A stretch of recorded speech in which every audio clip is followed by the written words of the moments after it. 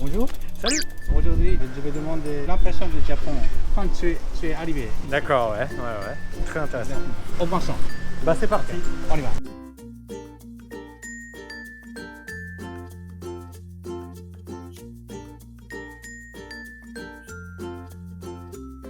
On est à Nakameguro, c'est très très beau déjà. Je suis très content d'être ici, il fait très beau, c'est parti. Ok. Première question. Oui. Pourquoi tu as décidé de venir au De Japon? venir ici. Quand j'étais junior high school, j'avais un ami qui m'a présenté les animés et les mangas qui sont devenus très famous après. Je regardais Naruto, One Piece, Senseiya, Dragon Ball, tout cas. Et un autre côté, une autre amie qui m'a présenté la musique japonaise, qui était Visual Kei, avec Miyavi, Dirangre, Desperate Race, this kind of stuff. Et j'ai adoré les deux. Et ça a fait un trigger qui m'a ouvert en fait. Et qu'ensuite, j'ai commencé à m'intéresser même à la culture. Quand j'avais peut-être 13-14 ans, mes parents m'ont offert des livres sur la culture du Japon. Et parce que j'étais très très intéressé par tout ça. Et pourquoi je suis venu ensuite au Japon, c'est parce qu'en fait j'ai eu une opportunité de travailler avec les idoles japonais. Donc, je suis compositeur pour les idoles au Japon, en tout cas c'est ce que je faisais avant. Et comme j'ai eu cette opportunité de faire ça, je suis allé au Japon grâce à ça.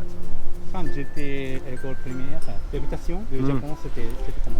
Honnêtement, je pense pas qu'on parle beaucoup du Japon à l'école primaire. J'ai aucun souvenir de ça. En tout cas à l'école primaire, hein, pas plus tard, parce que c'est vrai que collège ou high school, on parle beaucoup du Japon. Il y a vraiment une différence entre ce qu'on apprend à l'école et l'image qu'on a personnelle. Ce qu'on apprend à l'école, c'est l'histoire du Japon, on l'apprend un petit peu, mais alors c'est pas super parce que le Japon, bon évidemment, Deuxième Guerre mondiale avec les nazis, donc il faut savoir aussi que le Japon, dans son histoire, le Japon c'est un pays qui a envahi beaucoup de pays, qui a envahi la Corée, et donc le Japon, ça a une image quand même d'un pays qui a envie d'envahir les autres pays parce qu'ils étaient, avant la Deuxième Guerre mondiale, et ils étaient un pays justement qui ont toujours voulu faire la guerre, toujours voulu envahir des pays. Donc c'était un petit peu l'image qu'on en avait à l'école dans, on va dire, l'histoire. Par contre, avec mes amis, le Japon c'était le meilleur pays du monde parce que pour nous ça représentait, et tout ce qui était animé et manga évidemment, mais c'était aussi une culture tellement différente. Tout le monde rêvait d'aller à Tokyo. Il y a 5 ans, c'est quand je suis arrivé pour vivre. Mais la première fois que je suis arrivé, c'était il y a 7 ans. 7 ans. Il y a 7 ans, je suis venu pour 2 semaines. Donc, il y a 7 ans, tu es arrivé ici. Et quand tu arrives à l'aéroport, c'était Haneda ou... Haneda. Haneda. Comment tu as senti? C'était intéressant, il y a plein de choses. Premièrement, déjà, je trouve qu'il y a une odeur spéciale au Japon. Je trouve que ça sent la soy sauce. Parce que c'est une odeur un peu spéciale, je trouve que c'est quelque chose que tu utilises dans tous les... Mais tu arrives à l'aéroport et dehors il y a plein d'endroits pour manger. Et il y a cette odeur un peu de soy sauce un petit peu brûlée qui est trop bien. J'ai trouvé que c'était très propre, très étonné, genre waouh. Et aussi que les gens étaient très gentils, le staff, tout le monde c'était trop cool. Paysage du Japon, comment tu sens? Alors déjà, j'étais par taxi. C'était très busy. Moi je suis allé à Shibuya directement. Et donc c'était... j'ai un peu tout pris dans la tête, quoi. D'un coup c'était gratte-ciel partout, plein de gens, tout le monde parle japonais. Donc c'était un mélange de tellement de choses. C'était un peu overwhelming, tu sais, c'était...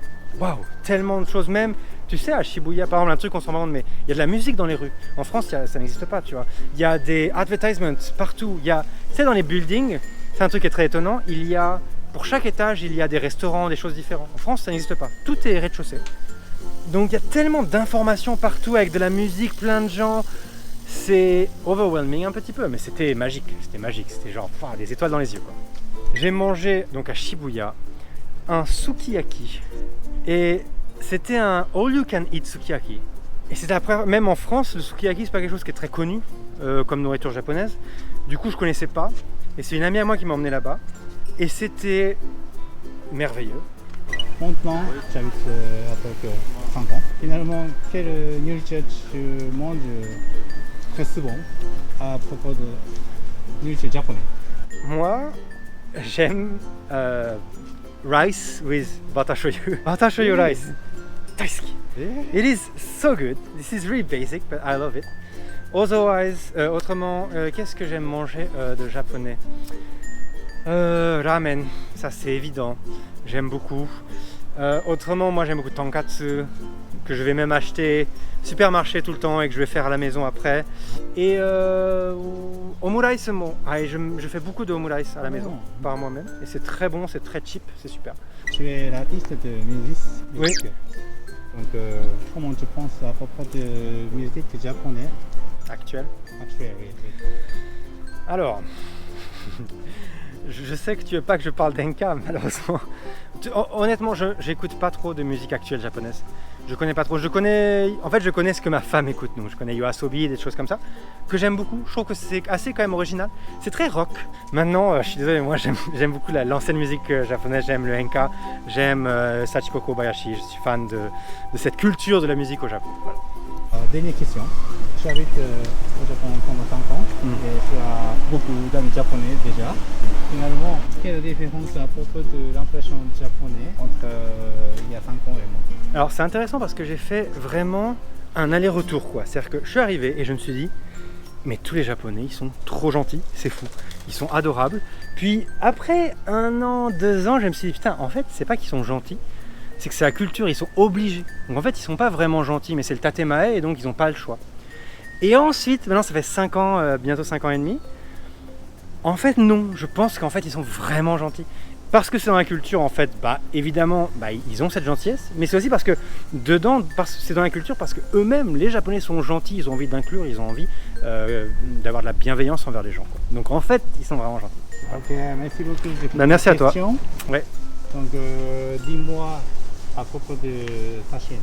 Oui, écoutez, j'ai une chaîne en tant que Français au Japon où j'expérience la vie japonaise, je mange des trucs, des fois j'ai un pâtissier français qui est souvent avec moi dans mes vidéos, des fois je vais visiter des temples, des fois je parle un peu de mon expérience, donc n'hésitez pas à vous abonner, ça s'appelle Bébé-chan. Évidemment, abonnez-vous à Pali Channel aussi qui fait énormément de très bonnes vidéos.